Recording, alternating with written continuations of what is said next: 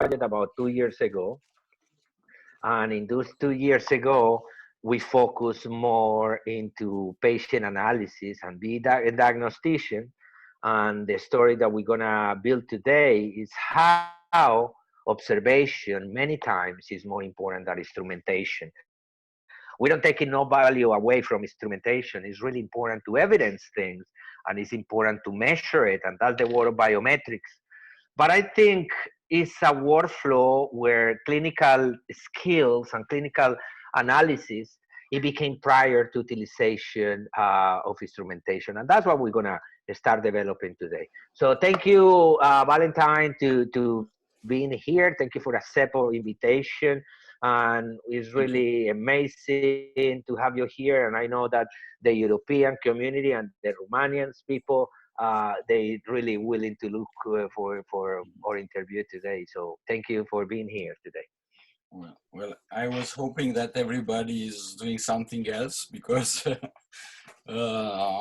what can I say? First, thank you for inviting me. But when I saw so many great names with a lot of experience, like for 27 years and 20 years, I'm the new kid on the block. I'm only doing that for the past 6 years, I think. So what can I say? I'm a Romanian as origin. I'm binational now. I'm living in France, but I'm active in the both countries. So we have two communities who joined me in this now less crazy idea of functional occlusion, or at the beginning it was neuromuscular occlusion. I relate with a lot of people who talks about before. I still have friends who are thinking what we do it's completely strange and why we are not talking about teeth because we are dentists. So I saw your questions and I will give you 2 minutes of my last 10 years. And I think with these 2 minutes, I will answer also to the question who influenced me during these steps and how I reached here. So in 2003, I finished school in University of Târgu Mureș. This is in Transylvania as region in Romania. And I was doing, let's say, mechanical dentistry like everybody else, because that's we were taught in school. I checked in the last week. I was very, very curious to see if I was learning about neuromuscular in university. And I discovered that I had like a A5 page where they said there is some kind of instrumentation, but it's very expensive, and that's it. So it was like a conclusion of everything. Then in 2010, personal reasons, I took a sabbatical year and we decided in family to move in France. And then I decided that I'm going to do only the part of dentistry I like. Can you hear me? Yeah, we're listening. Yes. That's a good one. I thought it stopped. No. And and it was I think it was like a fashion to do. Everybody was doing aesthetics. Everybody was doing photos. It was the beginning of DSD, if I remember correctly. And I was more interested in the articulation. And I thought I need to learn ortho to understand the occlusion. So I did 2 years of private post-university training here with a professor who is named John Floor, who actually put this specialty in France 30 years back. So it was like to the root, but it was all mechanical. So they were talking only about wires, mechanics, and so on, but it really helped me to understand all the movements in the 3 planes and so on and so on. So it was a good approach, but still we were not talking about muscles. I was talking about muscles and so on.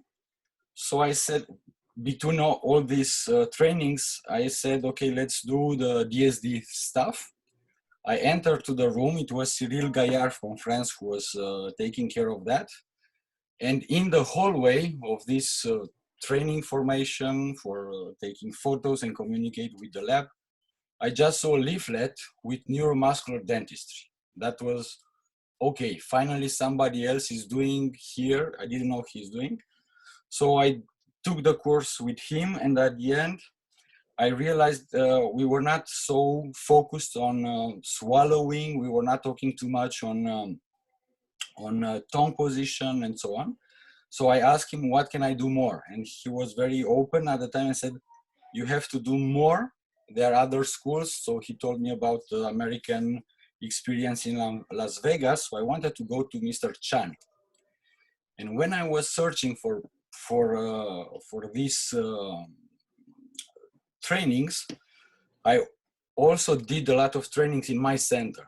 And one of the partners, the technician, De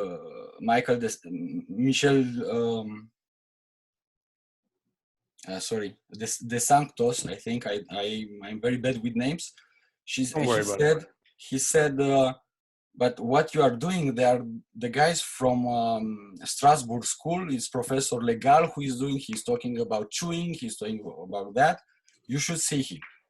And one day somebody called me and I didn't understand the names. Well, I was not very attentive to that. And it was Marcel Legal, who said, you should come to do the course. I will teach you the chewing cycles. So that's how I did this with Marcel. And so you get a lot of information prior to really start getting a formal training. Pretty much you were inspired by great physicians in France. And of course, you have, that's a huge opportunity to have Marcel Legal available. That was the starting point. But it was really the French part of my story. And then everything exploded. So in 3 years, I met you, I met Francesca, we were starting to get together, and I was very, very focused on all the instrumentation possible, all the technique possible. So I was very, very focused on that. And when we started and we discovered, I started to see more, if you see, with my instrumentation. I think every 2 months or 3 months or something like that, I leave aside one instrument because I don't need it. Because I already start to see the results. So what I assume that I'm going to find is there. So actually it was a 180 degrees back. So I went back to school again, to the physiology, to the word who chased my nights, arthrokinematics, because I didn't know the word at the time. And when you start to discover that physiology is at the base of everything, then it seems like you hear the music. I have a saying in my trainings, those who were seen dancing were thought they are insane by the others who couldn't hear the music. That's right. And now I have the impression I'm not the strange guy who was talking about airways with lasers and occlusions, with vertebrae, and why the teeth are influencing the posture, because they said that I'm crazy. So I'm happy that there are more and more voices, and I have the impression that there are more and more voices. It's not just a noise. So it's really people with experience for the past 20 years who can show the physiology in what we do. So that was my story. And this is how I met a lot of people in this field. And I try to get everything from them. And I feel like I'm again back in school, in university, but with a different approach. And I hope they are going to change it in the real life also. That sounds very interesting. And that story, it's very familiar to us. I think all of us at some point have felt hopefully we're like the only guys, we're just practicing on a desert island, like with nobody that understands what we're doing. It sounds great. Sounds like you have put a lot of good building blocks together. And tell us about, how did you meet Javier? How did you come to contact him? And what was Actually, it? actually, I was searching for medical-based information. So I was reading a lot of articles, and at the end of each article, they said, we use for this research this type of instrument, this type of technology. So I made the list with everything they use for the past 40 years. And I said, I need to know who does what and who can teach me this type of things. So that's why when I was searching who does what, I saw Javier and you. I didn't know what you are doing actually together, but I saw the videos, I saw the explication, and I said, but he's talking a lot, but not about teeth. This is at the end. And I said, He does talk a lot. Yeah. Yeah, and I said, okay, I have to go there. But it was well, a lot of other things. So every time I was postponing, I said, what the hell? I have my training center. I have everything here. Like him, I will just give him a call. So I contact him and I told him, listen, I want to do the same way. I have the same instrument, but I don't get it. I don't know where to look. There are no protocols here. It was very complicated to get the trainings here in this technology. And the approach was that, yeah, technology is okay, but it's too expensive. It's not going, you are not going to be profitable. I said, that's my choice. I'm not looking for that. I just want to So let's understand. come back a little bit about how this process for you to start getting instrumentation. That is what we want to enhance today. How, what you got first? What was your thinking process, and how? Because at this point, I think you even have a few more toys that I don't even have. Different companies in No, I France. calmed down. I'm calm now. Look like we have wives that say, okay, this is the Yeah, I limit, was no gonna say more. that. Don't get too deep into it. she We're all took gonna my get in hot credit water. card. She took my credit card, so I'm okay. So what you start? What was the first piece of equipment you start doing, and with which mentality you start The getting? because I wanted to see actually what is happening, not just mechanical and not just explication. Because during the explication at some point, uh, the words were, it will be like that. We do like that for the past 10 years or 20 years. It's like that, but I wanted to see how it's happening. So at that moment, I was switching between myotronics and bioresearch, and it happened like that. In France, I was seeing myotronics first, and they can confirm. I bought K7 like in an auction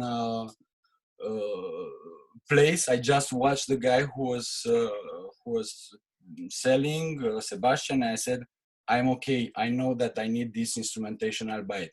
Yeah, we can give you a good price. No, I wanted it. It will explain a lot. So this is how I started.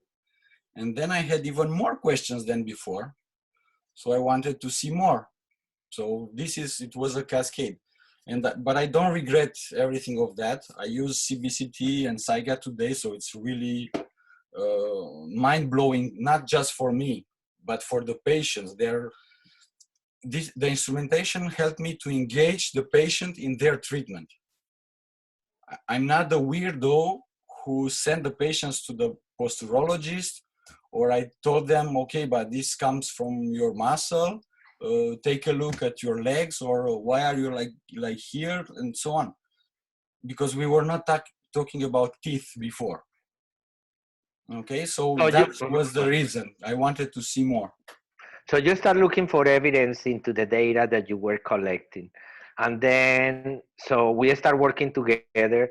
And if we remember the first courses, you were trying to say, okay, but let's use instrumentation, and let's use SciCat, and let's use K7, let's check everything. And then I kind of say, okay, I think instrumentation is important, but we need to see what we're looking for, right?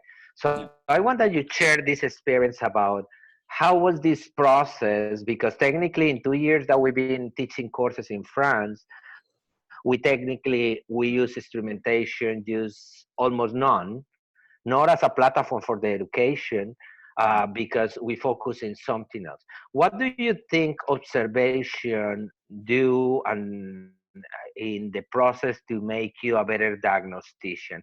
So let's go a little bit about what you see in the patient, what is the sequence of events that you look in the patient, and how you start relating that with the dysfunctionality of the patient. Okay, so that happens recently when I realized that I don't really need the instrumentation to put a diagnostic, just to watch and note and observe what we're doing. So actually we reversed the process, and I said I was taking my head out of the mouth. So instead of just watching the teeth, I was really took some steps outside, and I was seeing the patient. So first thing, it was the posture, why he's like that, and why he's walking in this way, how he's in static posture, and so on. And then when he's talking to us, and we do the anamnesis, and he starts to move his head, and he starts to how should I say, how to move all that dynamics of the head. We know that the body follows the head, so of course we have to see how he's moving, why he's like that all the time. If all day he's working on computers and he's like that for the past 20 years, of course that explains a lot of things. And Yeah, then, but what that observation give you, because I think it's a huge difference between watch and look, and I don't know how maybe the yeah, translation is right. nah, Is that see, to watch and see is not the same. exactly? So what you see when you see postural changes, because everybody can watch a patient and then Yeah, see, okay, yeah, it's I tilted, whatever. What you really I'm see, I'm I'm trying from the first moment to see inside. So if you can say, I try to get the layers out to see what is happening with the spaces in the vertebrae. Is if the head is rotated in posterior or anterior, if he's if for example he has some things you put in your shoes. I don't know how the word in English. insults. Insoles, sorry. Before I never asked that. I was even taking notes of that. And now I have the question in my protocol. I ask everything. Are you during a treatment? Do you have a chiropractor? Do you have other issues? So I'm trying to do some tests to see if he's blocked. He can watch very well in front. If he can watch upside, if he's blocked, and that explains why the mandibula is retruded or protruded. So I don't watch the mouth. I'm not talking about the teeth in the first place. And the biggest part of my patients actually is starting to be the referred patients. It's not somebody who is just stepping in the office. So they are coming with an issue. So the dentist who is sending me says, okay, I tried this and this and that, but it's a recurrent pain. I don't know from where is it. So at the beginning, they were sending to me because I had the instrumentation. They believe that with all this equipment, we can diagnose, take a better diagnostic, sorry. But actually, we were just verifying that the assumption was okay from the beginning. So again, the instrumentation was not in the first place. It was the same process. How you move, how you swallow, how you pronounce. And then when we were taking these layers out and we were in the mouth of the patient, only then I was starting to watch what Marcel Legal told me about chewing cycles. It was just at this point. And then Correct. I was trying to get out of this, so in reverse, and I started to see, okay, I have a list of points to validate, and I started to validate everything. And then I am doing the same road again, but in provisionals, when he is decompressed, when the articulation is lubrified, and so on and so on. And the patient already had the posture check, the other specialities. So actually, because you had a question about aesthetics and We're gonna get to the. We're gonna get there. We're Okay. gonna get. Don't answer all the questions now. Yeah. We're gonna get Okay. to the questions. No, so But- we are trying to set this validating point if it's Correct. function normally. So we try to get the list I think validated.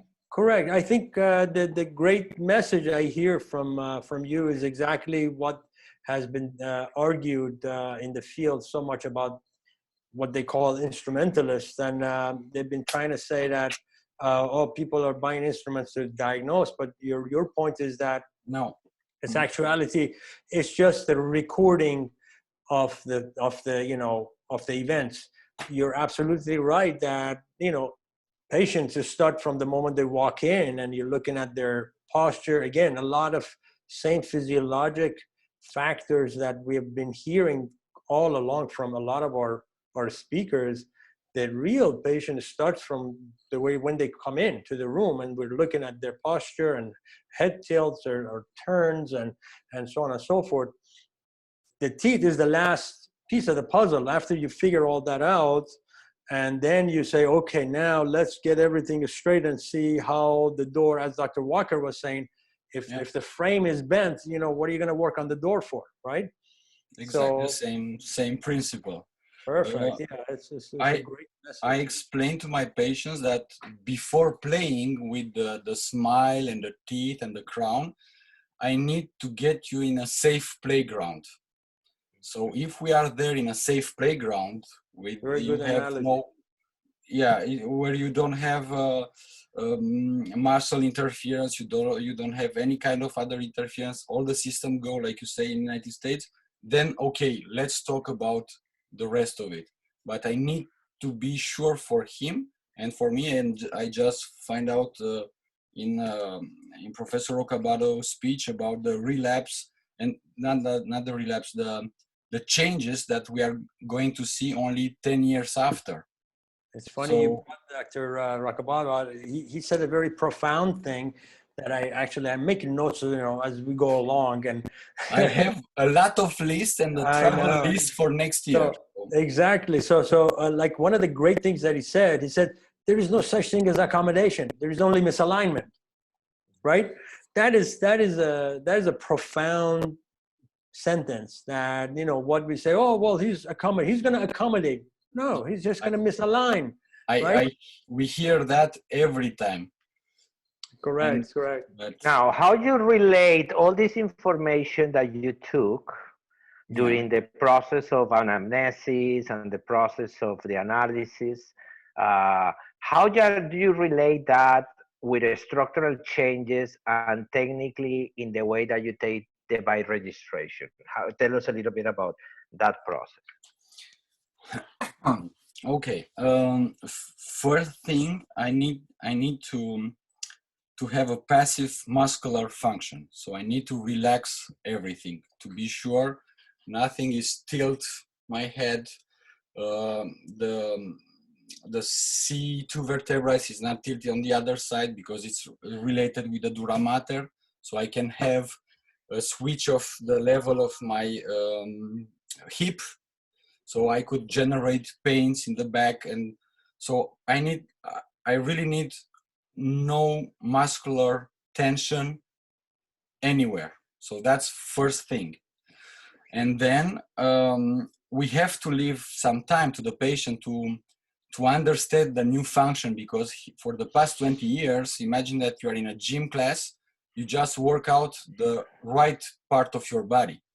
And now suddenly you know everything and you want to function in the same way with your left body, but the left body is not trained. So we need to leave some time to relax the body, to reset the function, and to learn. It's like I explain to my patients, I have to change to have an update of your software. So it's like a new engram. I'm not speaking with them with very fancy words. I try to stay as close with their daily basis. And then we, what I explained to everybody, the first byte is not the last one. The first vertical dimension is not the last one. So it's not just a number. It's a sequence of numbers. So I can put a functional byte in a vertical dimension in more than one place. So I'm not focused on a fixed number. It has to be 5 or 10 or 5 or 10, 5 or 5.5 or 4. I just want to be in the same path where it's functional and he has no other body. And during this process, I can see if in pictures or in video that after 3 weeks, he's not having the head tilt, or the patient is saying that I breathe better because, and that's come the instrumentation, we can measure how much air we gained. For example, with the occlusion, we can see in the dynamic CBCT, we were gaining like 22% of air volume. We added that with the protocol of an ORL doctor from Italy, Dr. Storci, and we treated the soft palate with lasers. And we changed the Malapati score, so we gain another %. So we combined the two protocols in a dental office, and we were around 31. 31 means no mask.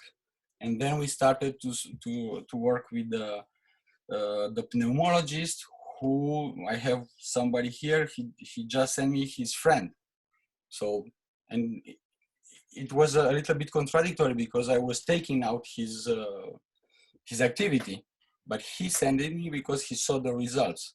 He measured, so he had also an instrumentation to measure, but the philosophy was not about instrumentation at the beginning. It was how he felt the patient. And only after this time, a month or 2 months, when everything is set, we take another bite and we measure another vertical dimension, and then we are getting closer to the classical part when we start to think about prosthetic material, what we are going to do, and if we are in the right place. So I cannot start a rehabilitation if I'm not sure that the structural changes are taken care of. So I prefer to wait to be sure to check again. So only at this time, I'm going to my closet, because a lot of instrumentation, as you know, is no longer on display. And I take, yeah, you laugh because you are making fun of me. No, because we can relate. I have a whole room. I have a whole room that's full of stuff all the way to the top. I wish I could get some of that money back, but no. I like my toys because I can learn more. And no, it's okay. But I taking out one by one, and I use also the instrumentation in these cases when I show to the patients. Do you remember you were like that? You have pain here. You are like this, and now watch the report. Your muscles are function better. They are equilibrated. You don't have any tension. We had the patients who were showing us, I have pain here. Right. For the past 15 years. They said she was crazy. Antidepressors, divorce and everything. And 6 months after, with an orthotic, because she stayed in a permanent orthotic because of the different other things. She cannot work. She works. She's a seller, so she's standing up all the day. Oh, man. She cannot work without that in her mouth, so she needs that. And 15 years, everybody told her she's crazy. No, it was not crazy. She was misaligned. Let's say that. Yeah. So also, Christina, your wife, she's an orthodontist, and I She's know a that you planner's got, girl. She's a yeah, planner's girl. yeah. So that's what I asked you. She saw the interview for this morning because when Christina and I we sit to talk about occlusion and orthopedics, they have really the same foundation. So tell us a little bit about also in your practice and in Christina's hands how this concept of biofunctional dynamic has been implemented also in the treatments of the kids that she's treating right now, and even in your own kids that we have the opportunity to analyze them, take by registrations, and technically we start treating your kids simultaneously with my daughter, and we following up. we we have the luck to be all dysfunctional, so we have all the pathology in house. Doesn't cost us anything. Um, yeah, no, it's true. You know, and Okay. We Francesca is all we making all started by treating ourselves. Don't feel yeah, bad. and Francesca is making fun of me, and so on and so on. So the list is long. The most benefit was that as I was not treating kids like in a special way or like in an orthodontic office, I was missing a lot of stuff. The development phase, the airway phase, the sleep apnea in kids. She has cases with dyslexic patients. I didn't know about that, how she treated and so on. And when we started to talk a little bit more what you do and what we do, we said, but you can start earlier with what we do because you are already there. She was doing planas and everything. So actually, we can take care of a patient from early age. So we are not going to wait until 14 years of old to start doing something less natural. So let's say she's preparing you told about garage, the transversal dimension, the respiration, the position of the posture. She's I hear because she's next to me, and sometimes when we hear what we discuss, she has patients where she speaks with the parents about different stuff, not only about the teeth. And then finally the parents are taking consciousness of what's happening. Here traditionally, I hope it was changing, and because of the volume of work, kids are taken care of mostly after 12 years old. So we are Wow. skipping a lot of phases. So instead of just acting when you see it, like you did with your daughter, and how we are going to do with my son, you just have to step in when you see. You know what is going to happen, and today everybody is like that in the computers, and you know what's going to happen. So, but this part is more her part, so I'm not going to enter too deep in what she does because I'm not sure, and I don't want to contradict my wife this evening. But Yeah, you actually, can. yeah, no, but actually she's doing this part for me. The mostly school of planas. She used some kind of uh, points or cals, I think it's called, and she's Balancing the occlusion. put it in the same level. How Yeah, aligning. like kind of alignment, and suddenly the kids starting to see more clear at the table at school, and she's trying to speak better and breathe better. So yeah, it was the teeth. We arranged the teeth, we arranged the garage, but actually we were impacting the posture, we were impacting the function, we were impacting the respiration. So it's not just about the teeth. So this is how, but we learn every day. I told you, I feel like in school, my caveman is like a library, actually. Is less than a caveman, but I like to call it like this. And we're learning every day. You're lying. You have the other side of that cave is full of wine and cigars. He's just showing the side where he has the No, toys and no. the intellectual property, but if you look at the other side, you see all the wines This and cigars. this part is the library. The other part is not seeing. So let's talk about library. No, but Okay. it's true. It's true. Fantastic. We learn every day with every protocol. We had also an orthodontist from Brazil, Dr. Javic, and we were speaking the same language. And finally, I met an orthodontist who was taking neuromuscular bite, and he was opening the DV more than 5, like us, and she was not scared about. And we were talking about lubrification and synovial liquid, and she was talking about decompressing. So we were like, hey, but we are doing the same in a different approach, but it's the same. Exactly. So I like what I do, so I don't think I will go back to the mechanical school again. So I hope to stay in the physiological school for a long time. So that's Also, I hear that you helping Dr. Francesca in some of her cases. So oh she involved you in into her we interdisciplinary treatment. How is we that pressure going on? How you can sleep having a patient for Francesca? Yeah, My okay, God, no pressure. don't remind me, because when you get a message from somebody who is already known with a lot of experience, and you are a little guy in the corner, and you see on the message, I will send your patient see what she has, because she has this and that facial pain for the past 6 months and so on. Maybe it was the same approach with your technique and instrumentation. Maybe you can do something. I was like, yeah, maybe it was not me the right number, so maybe okay, I will ask. So actually, Francesca, she's very close to our heart, to me and my wife, because we talk a lot, and we are on the same page, let's say so.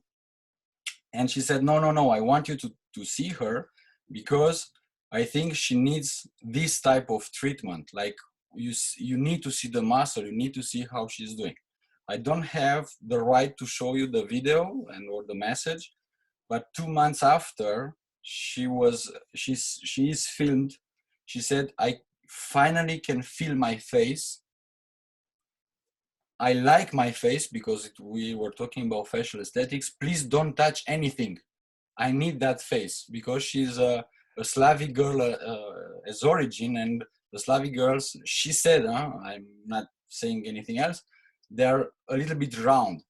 And now she was like relaxed and a nice face, and she said, you don't touch this anymore. This is what I want. And this is how we started. So we are at the beginning of our journey, but this is how we started. We want to test to see if what I do can help her in what she does. So If you have to make an advice for the people that they listen in, and then like what you will advise, since you've been pretty much one of the newest persons doing this, what do you think need to be the cognitive learning curve? What can be the priorities? What you will recommend? Where to where to focus? start? Where Yeah, to where start? to start? Sorry. to the library. Really, I think if I was better trained in school in towards the physiology, to understand what is happening when you open the mouth, what is happening if you have grinded teeth only just on one side, I think it will be more interesting, like a job, like what we do every day. But when you learn in school that this is grinded, you have to put crowns, it's really mechanical. So first thing, I think you really need to go back and understand all the processes, what's happening with the head, what's Okay, happening when you are like this. correct. But as we've spoken, and there is no such connection or teaching process right now. I know. But and for somebody that's already in practice, whether it's 5 years, whether it's 20 years, it doesn't make any difference. But if going back to library, and this probably is not a practical advice. Let's look at it from the point of view of somebody that's in practice and they're interested, or they have seen something, but they don't know how to connect the dots like you. And where would you think that's a good start? You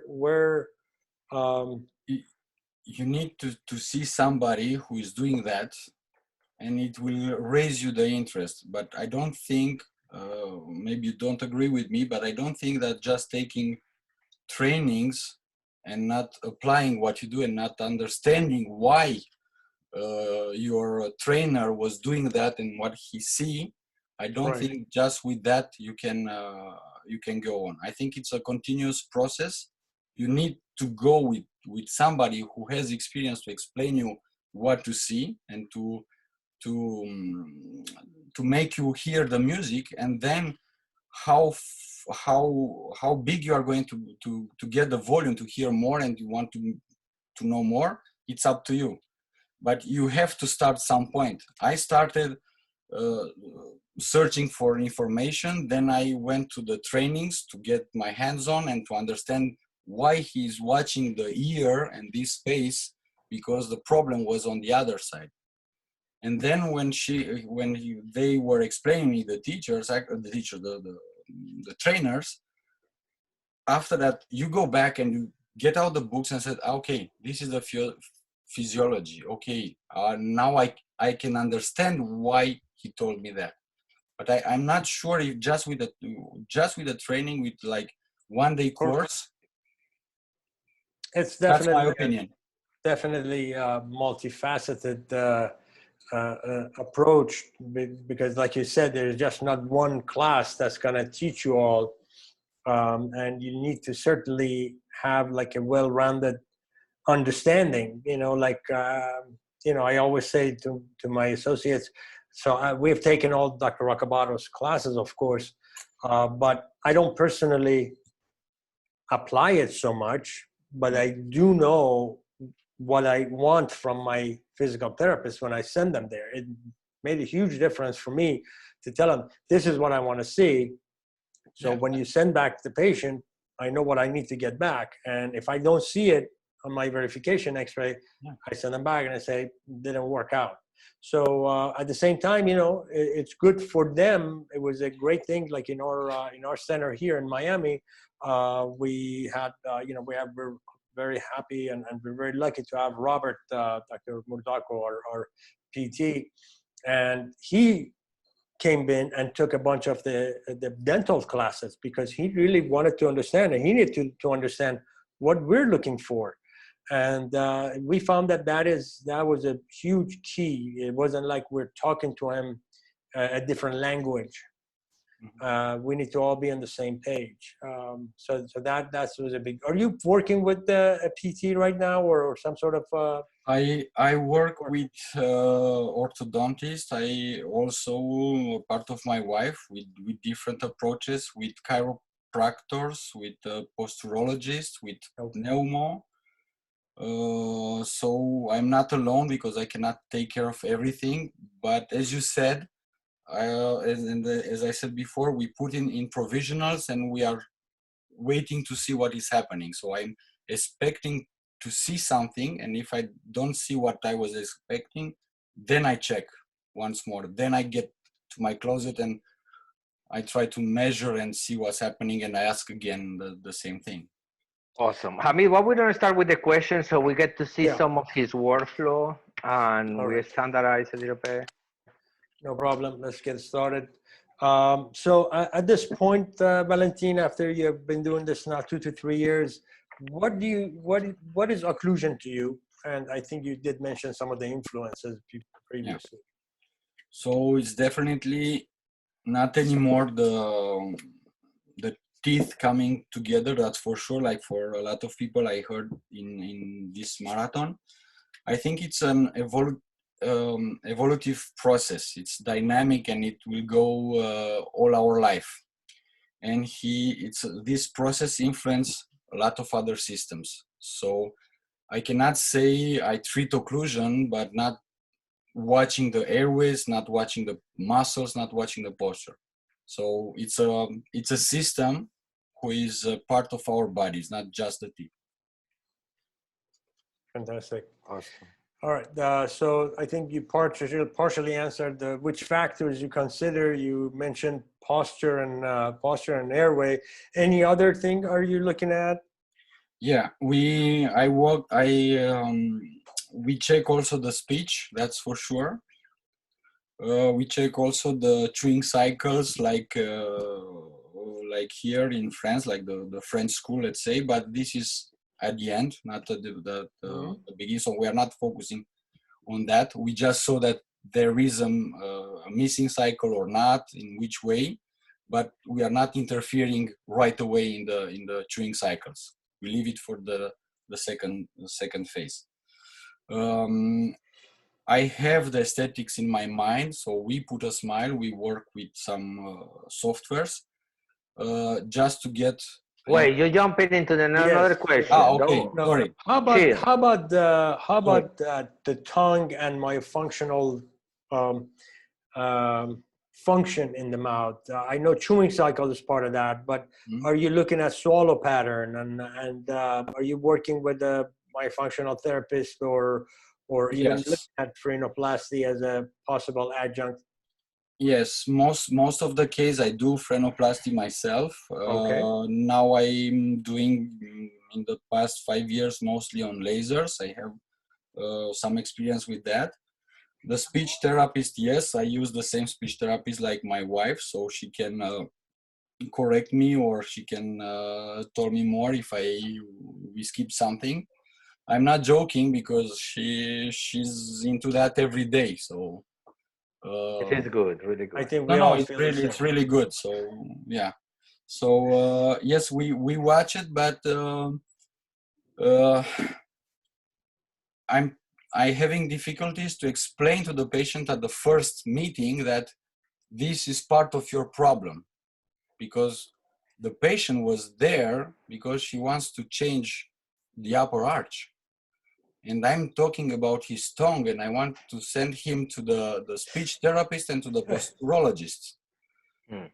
So I lost a lot of patients because of that, because I was crazy enough. So I know. I think we all have. Yeah. See it, like you said, once you see it, you cannot undo it, right? That's the point. So you are hooked to that, and you said, yeah, this is. Do you have some tinglings in your hand, in your fingers? Do you breathe well at night? 5 years or 10 years ago, I never asked about that. So yeah, I told you, I have a list with every function, every system, and we try to work with a lot of other doctors. So it's not just us for the cases. All right, so let's talk about the diagnostic information that you collect. Can you tell me something about the records that you take? Yeah. So we take panoramic radios in intercuspidation, and we have the CBCT, and that's at the beginning. And then we take photos. We have an application for posture because I'm lazy one. I started to work more and have more registration already done. So it shows you the axis and everything. So we can show to the patients, you were like this 1 month ago, watch your shoulders, watch your position. It was one of the first pictures I sent to Francesca when we started together, this case. It was absolutely a different posture of her patient. So I said, this is what we done in a few weeks. Photos and videos, because I'm getting closer to the mouth of the patient for the speech test when they pronounce the S, the F, the 66 and so on. And then we take the first bite, but as I told you, it's not the first, it's just the first in a row. It's not the final bite. And that's the first record. And then I'm trying to understand if I have to send the patient to somebody else, if it's coming for the feet or scoliosis or something else. And then, only then, we started to check everything else. Okay. So and at the end, we are doing the same protocol at the end. all right. So yeah, you jumped again to question 6, but Oh, sorry. that's okay. I'm not following. That's okay. No, that was in the sequence of treatment. Okay. Let's talk about the instrumentations that you're not using as much now. So what instruments do you have? Obviously, it talked about the CBCT. How about the jaw tracker? And do you ever do MRIs on these patients or? MRIs, yes, we do, but it's very rare because in France it's also a legal aspect. So it's like very invasive, and they said you don't need it to do it. So it's really at the end of that, if you want to see.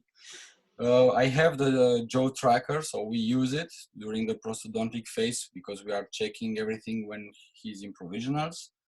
What I don't use so often is the K7 because we are already in the CBCT, in the dynamic CBCT.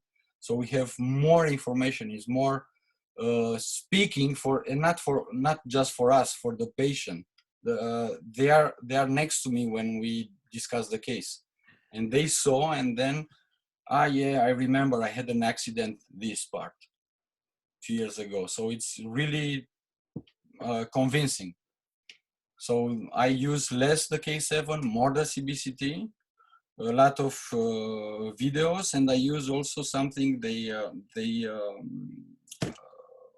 it is called Titan for the activity of the muscles. It's like in 5 minutes you have the information if your muscles are firing in the same way, or if the temporal. Yeah, it's a simplified EMG version. Exactly. Okay. But the thing is just for the upper part. We don't have information on the lower. So then let me engage this with a question that is here for the network in Facebook. Yeah. And they say, what is it? Where is, I don't find it now. It says like, since you have too many instrumentation, which instrumentation you can work without? Like technically, what is the simplified version of the instrumentation that you can use, or if you require all these instruments to make your analysis? I have the no-tech version, this, and the high-tech version is the TENS machine. Okay. So technically you can go to the desert and just carry I don't, phone. sorry, Francesca, but I don't like heat. I don't want to go to the desert, and I really like my toys. But the simple instrument, I think you need the TENS, you need to relax everything, and you see the results right away, and then you can start every step of it. So this is it's always on the table. The others in the closet part of it, and the CBCT, I use it all the time. Okay. That sounds good. Yeah, keep going. I have another question here that we can try. Okay. Fantastic. All right, let's talk about, I think, question number 5 you've answered. You do use an interdisciplinary approach, so we're going to quickly jump. And your sequence of treatment, you already a little bit explained. Remember the other question, number 3, during your diagnostic record. So you take all your records, and after that, you try to decipher. We stopped you in this. You decipher whether you have to use, let's say, posturologist or therapist, and then from there, let's move on. What do you do from there? From as soon he's coming back from the posturologist, and we see that he's in the right position with the shoulders, with the hip, and everything. We are getting the second bite, which is more close to the physiological and the final one, and we are trying to equilibrate this, and then we are going to give more lateral freedom of his orthotic. I think you know how we use it. We use like an anatomical splint just to fix everything. But as the patient advances in the treatment, and from my checklist, we have more green. We give the patients a little bit more freedom to understand and to prepare for the chewing So cycle. you go through several adjustments. Every time they Yes. have an adjustment, you continually see micro changes, Yeah, micro and occlusion changes in your orthotic. exactly. And everything we do with the TENS machine on, involuntary and voluntary, just to adapt. And then when it's everything stable for the past weeks and we have all the yes answer, then we go to the fixed prosthetic, and then we go again to the CBCT. And then I can give the report to my colleagues, like we have the muscle in firing in the same way. We have air volume gain, I don't know, X%. So we have all this at the end. I see.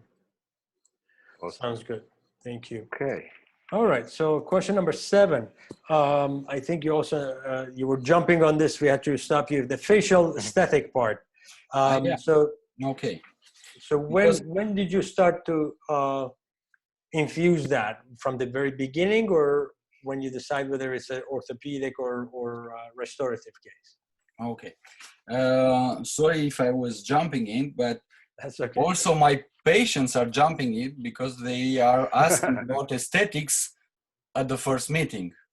And I literally told them, and I have witnesses for that, I don't care about your aesthetics today. If you want to see what we can do, I can show you. So I use two things, either the Nemo software or the Smile Cloud. For the first meeting, I go with Smile Cloud because it's faster. So I can show to the patients in 5 minutes. We can do that, no problem, and that's it. But we are not engaged the conversation through the aesthetics at that stage. The aesthetics is coming in the after the validation phase. When we are going to put the provisionals in the mouth, then we are starting to discuss about aesthetics, about phonetics, and so on. Until then, we don't accelerate the discussion into facet or crowns or everything. So, but still, you collect the information at the beginning for the facial aesthetics. Yes, of course. Whatever patient like. Perfect. Yeah, we collect them, we show them, but we are not insisting on the aesthetics at the beginning. I tell them it's like an insurance for your project. If you want to have something durable with no pain and everything, I have to be sure that you are on the safe playground. I explain with the playground because they relate. And I show them. Yeah, I have a lot of, I have a lot of models, like anatomical models, and I explain like mechanically, but I cannot explain physiology without the models, and they saw and they understand. So correct, visual education makes it correct, makes it easier for people to understand. Okay, so our next question is going to be about growth factors specifically. Okay. Are you familiar with the regenerative abilities of? Yes, I use it in surgery, but I don't have the training to do it in articulation, so I never did it. So it's on my travel list and my training list for the next period.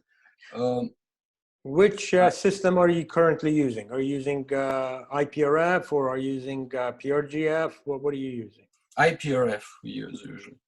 Yeah. We have everything in our clinic, but I never use it in to inject in articulation. Yeah. France, go ahead. It should work. I mean, yes, we're gonna have a lecture that's gonna specifically talk about that, and you're gonna tonight, see. Yes, tonight there's gonna be a great segment on that. But I never did it so far. So now in France, something really interesting as well is they working a lot with cold lasers and the power of lights, you know, what we Sure. call lasers, but they call laser because they don't produce any Yeah. heat. Basically, it's different frequencies in light. And I know I'm aware about a system that was developed in France as a fact by biotech. That is this system, a computerized way to control the wavelengths for different specific pathologies. And they have huge research in healing into the joints. And that's a big resource that Again, they all of have. these, correct. We, All of these, we have known the ability of these cold lasers, so-called, to induce collagen formation, increase blood supply, which is all precursors to healing. And as long as we have helped take the traumatic bite away and take the compression from the joint, you're setting up this area for healing. A great way that PRGF and all these factors help is the same thing. Increasing angiogenesis is probably the most important thing that they facilitate. So they all could work, absolutely. All right. So Valentin, I think I know the answer to the next question, which is, do you notice postural changes after your treatment? Expected, unexpected, positive, or negative? we are hunting for them. So it's not that is a great way of saying it. Thank you. because we are really watching and seeing this time what's happening, and we try to understand what was the consequence of what we did in the posture, and this is added to my library, my own library. So it's sort of like you look at it almost like a litmus test to see if what you did is working, and so you're expecting a positive change in every case, essentially. When we don't have the positive change, then I try to redo some tests, and then I go back to the closet to get out the K7 and or other stuff. But I expect them, so I want to see them that I was right to doing this and that as procedure. That's fantastic. All right, sir. We're come now to the fantasy part of our questionnaire, and you're going to have to use a little bit of your optimism, pessimism, or imagination. Never pessimist, Okay. sorry. Good. The romanticism, because this is a romance question. Yeah. All right, sir. So let's talk about the education that you were just talking about.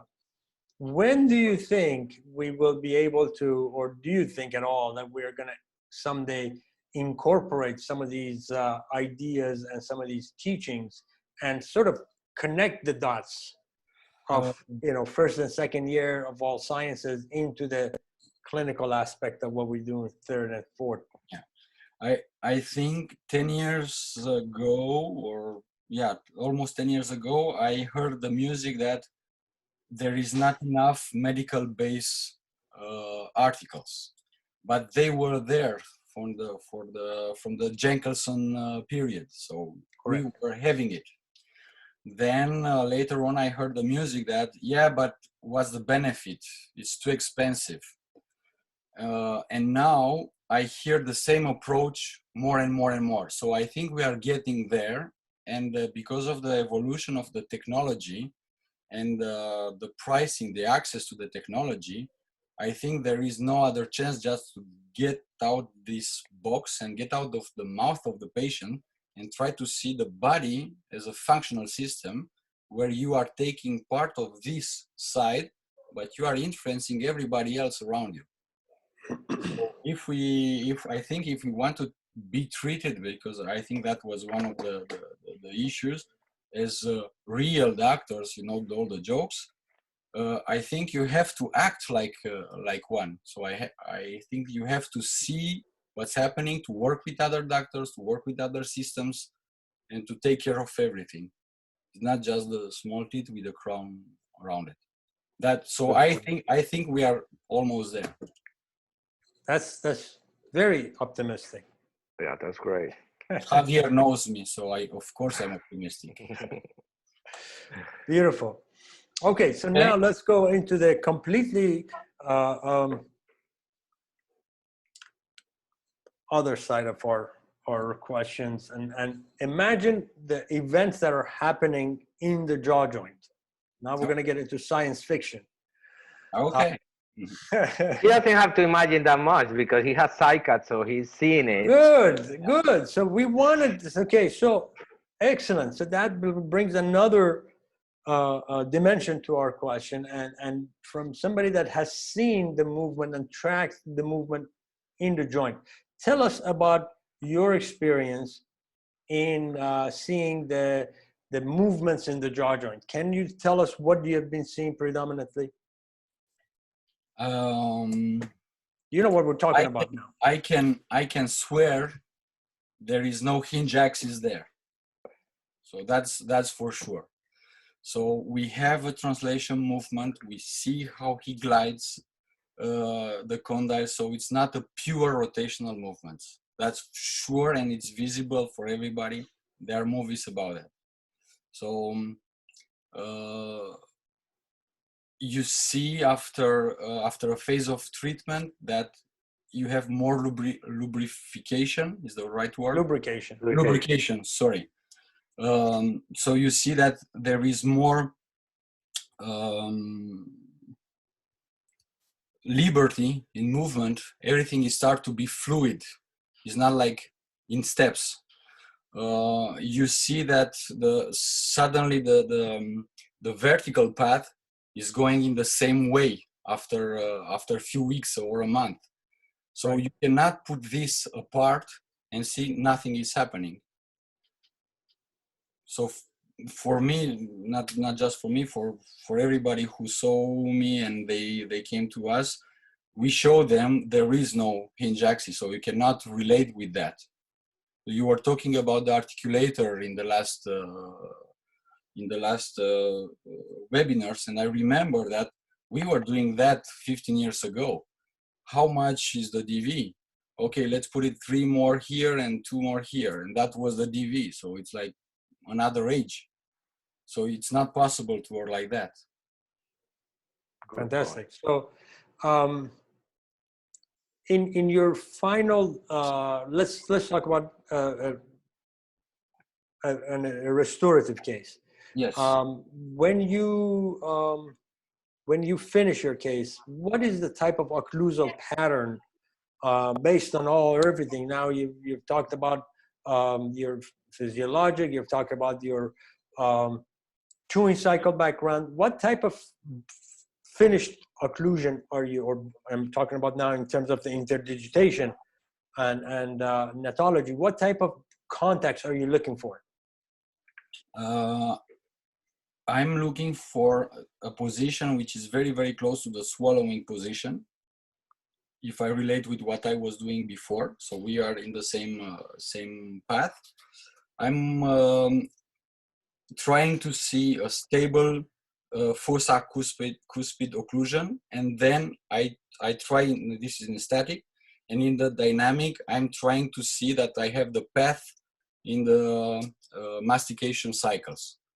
So if I have everything of that in the same time, I'm okay. Because all the rest was valid. So yeah, I check another time, I see, but I don't see any other structural visible changes. It's nothing.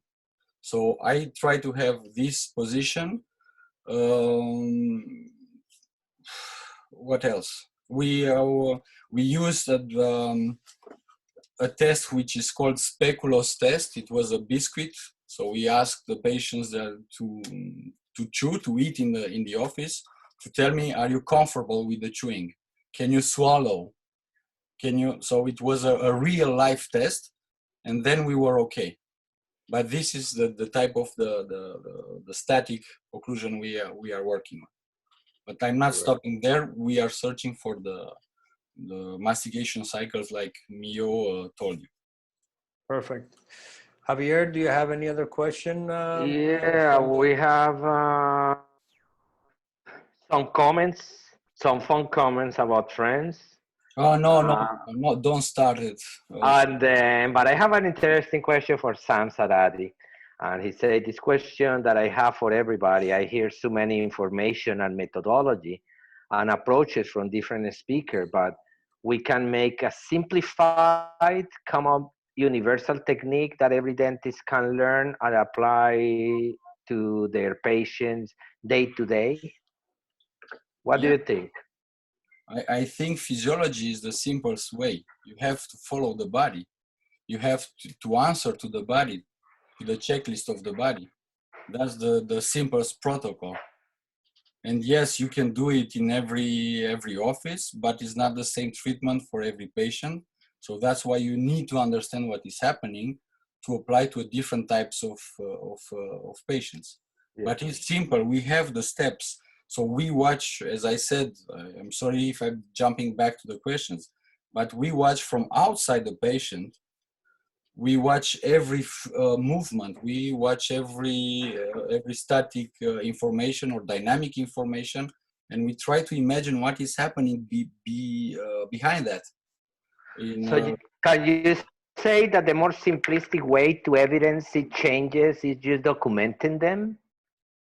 Because we don't necessarily need to have all this fancy equipment to make measurements. You don't need it. As, and as far as you have a cell phone that you can record the video, record the pictures, can you tell that that can be the more universal way, that in that way we don't get in any politic of the equipment? Yes, Just, definitely yes. I don't have to think about it, and I have almost all the toys. I do also some type of research for different companies. We check equipment and so on. So I have the chance to work with a lot of them.